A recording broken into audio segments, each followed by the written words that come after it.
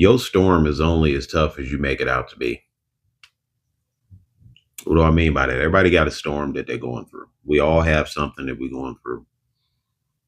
Even when you're doing good, even when you're doing great, nobody is left without going through something. You're always going to go through something. That is a part of life. That is part of your life's continuation. But I feel like a lot of us don't really know how to weather our own storms. Um, when tough times come, we often find ourselves flustered. We find ourselves kind of making things worse than they really are, and not just seeing things as they are. There are things you can change, and there's things that you can't change. There's things that are inevitable. There are things in your life that are guaranteed to happen. Time going on that is guaranteed to happen. Evolution that is guaranteed to happen. You losing things, you losing people, you having bad days, you having bad luck. These are things that are guaranteed to happen. This is part of life's course. This is part of your journey's course. You are going to go through things. That's why it's called the storm. I personally call them storms. And just like any other storm, you just have to weather it out. You have to accept the fact that yes, it's still raining. Yes, it's probably not going to stop raining for a while, but you already know what's on the other side of rain. On the other side of rain is sunshine. So why aren't you sitting here instead of crying over the storm, instead of just complaining, when is it going to end? When is it over? When is it over? When is it over? Just embrace the fact that you're going to get to experience so much joy once you reach that sunshine. Once you reach your sunshine, dude, that storm, all of that heavy rain, that heavy feeling in your heart, all that pain, that is going to be the payoff. It's going to be worth it, because the payoff is going to be your sunshine. The finish line that you finally reached, because it's not about finding a new life. It's not about starting a new life. A lot of people get confused with, they want to start a new life.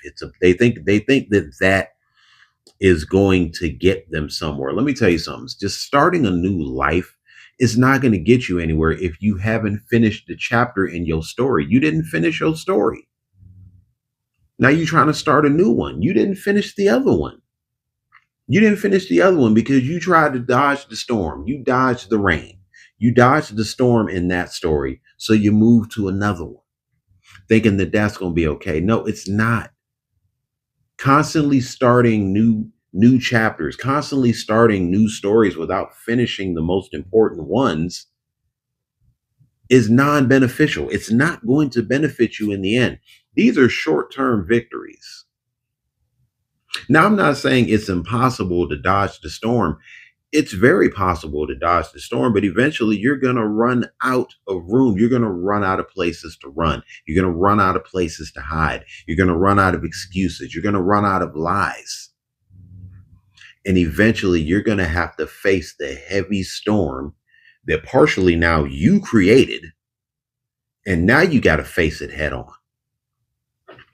Instead of facing it head on, like the strong human being that I know that you all are, you chose to run.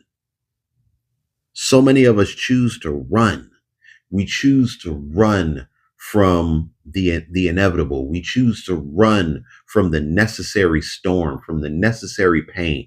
This is what I always talk about when it comes to acknowledging your emotions and acknowledging the things that are happening. Acknowledging the things that you feel are wrong with you, and realize that there's nothing really wrong with you. There was nothing wrong with that life. There was nothing wrong with it. You just chose to help that life grow. You refused to make it grow. You refused to continue to water it. So you ran. So you run. Where does it get you? Where does it ever get anybody? Nowhere. It never gets anybody anywhere. A new chapter, yes. A new life, absolutely not. That's not, to me personally, it's not beneficial. It's not. I would rather upgrade the life that I have now and add to it and add greater, bigger, and better things to it rather than just saying, well, that version of me didn't work. That life didn't work. So I'm just going to start a new one. I'm going to start a new identity. Nobody knows about my past. Nobody knows about this. Nobody knows about that. That's like people that move to new places where nobody knows them because they think that that's going to help. Dude, it's not. It's not, because 9 times out of 10, when you do that, you think you're starting something new, but you end up making the same old mistakes that you made in your last life. In your, just like your last life, your new one will probably crumble as well. This is what happens when you take shortcuts. Shortcuts only guarantee short-term victories. That's why it's called a shortcut. You're cutting time for a short-term victory. I don't want to win in the short run. I want to win in the long run. I want to know that when it comes close to my time, my number being punched, I want to know that I want for nothing. I want to know that all of my hard work paid off. Let me tell you something about me, man. I worked 2 jobs. 3 if you count DoorDash. I'm sure everybody does it. We all got it. Bills ain't gonna pay themselves. We get it. We all understand that. But I am proud of the fact that from sun up to sundown, I am constantly working.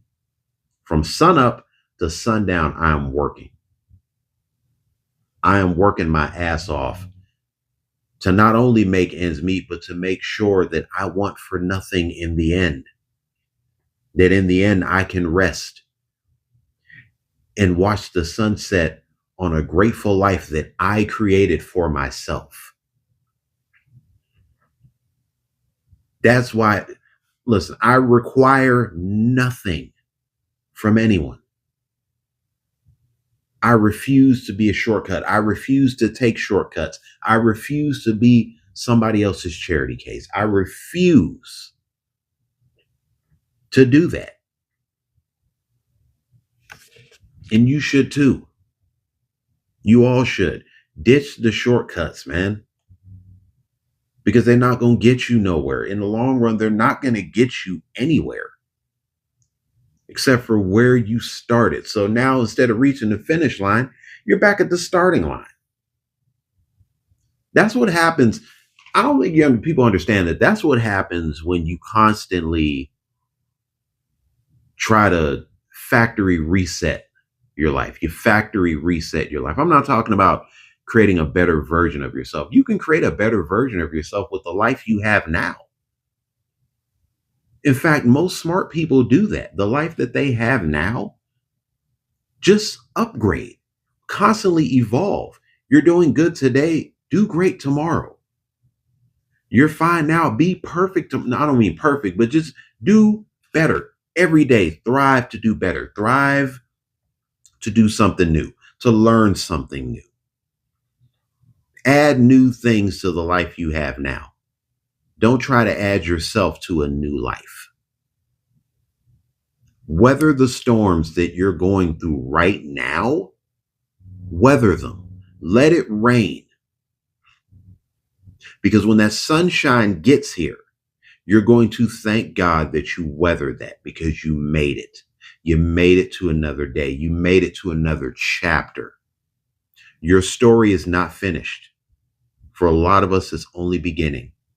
I know it's been a minute since I hopped on this channel, but once I hopped on my second channel here, but I just want to take the time to tell everybody how proud I am of all of you. On serious, I mean that. And even if you hear it every day, even if you're tired of hearing it from your peers, from your parents, your friends, your wife, husband, whoever, because I always feel that it's real easy to tell somebody that you love them. It's very easy to say, I love you. I love you. Those are 3 words that are easy to say. And a lot of times they're oversaid, but I'm proud of you is something that not too many people really get to hear on a daily basis, not even a freaking weekly basis, man. They don't get to hear how proud the people that truly love them are of them, you know? how proud somebody is of you. Telling somebody that you're proud of them, despite what they're going through, despite what they're going through emotionally, financially, physically, them hearing that, you never know how big of a difference that makes in their life, because it's an encouraging phrase. It's encouraging for them because it encourages them to keep going. It encourages a person to keep pushing.